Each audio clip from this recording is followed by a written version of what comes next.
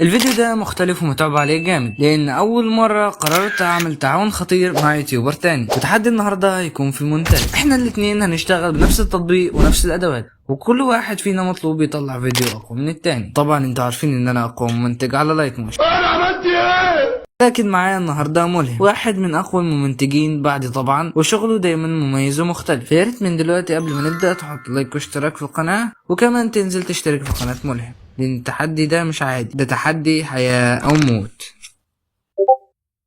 السلام عليكم يا جماعة، أنا ملهم صاحب قناة مو إدت، واليوم في عنا تحدي نار بيني وبين الحجاوي شرح لكم التحدي بالفيديو، وأنا جيت حتى فرجيكم شغلي. حاولت إني أشتغل على المقطع بأعلى مستوى بقدر عليه، يعني مو بس مونتاج على السريع وخالص، لا، ركزت على كل تفصيلة صغيرة بالفيديو. كل ثانية حاولت أضيف لها حركة أو إفكت أو لمسة بتخلي الفيديو يبين احترافي أكتر. وبصراحة أنا مو متعود على هالستايل بالمونتاج، فممكن ما يطلع شغلي 100% احترافي مثل ما بتتوقعوا، بس جربت قد ما فيني أستغل كل شي بيعطيني إياه برنامج اللايت موشن، من التأثيرات للحركات للكاميرا وحتى النصوص. حاولت أطلع شي مميز ومرتب، وأنا متأكد إنه التحدي مع الحجاوي رح يطلع شي حلو، لأن كل واحد فينا إله أسلوبه وطريقته بالمونتاج. وآخر شي الحكم إلكن انتو.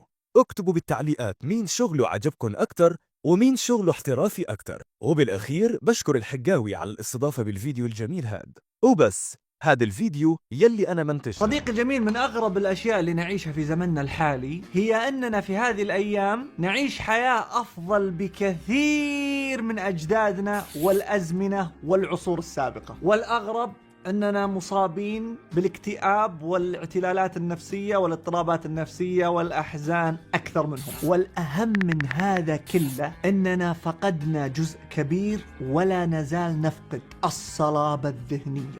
زي ما شفتم في الفيديو بتاع ملهم، جه دوري انكم تشوفوا العظمه اللي انا عملتها، واهم حاجه ركزت عليها هي اني اوصل المشاعر للمشاهد. يعني لما يجي راجل يقول اكتئاب اجيب واحد بينزف علشان الاحساس يوصل لقلب المشاهد. وزي ما انتم عارفين عني اني بهتم بالتفاصيل الصغيره علشان ادي تغذيه بصريه واخليك تكمل الفيديو للاخر. وده بيكون عن طريق حاجتين، اما اخليه الفيديو كوميدي او درامي بزياده. وكده كده انا اللي فايز في التحدي، وملهم هيخسر بلا شك. حط لايك للفيديو واشترك بقى علشان نوصل 1000 مشترك على نهاية السنة. دلوقتي تقدر تشوف النتيجة بتاعتي وتحكم في الكومنتات مين فينا اللي فاز.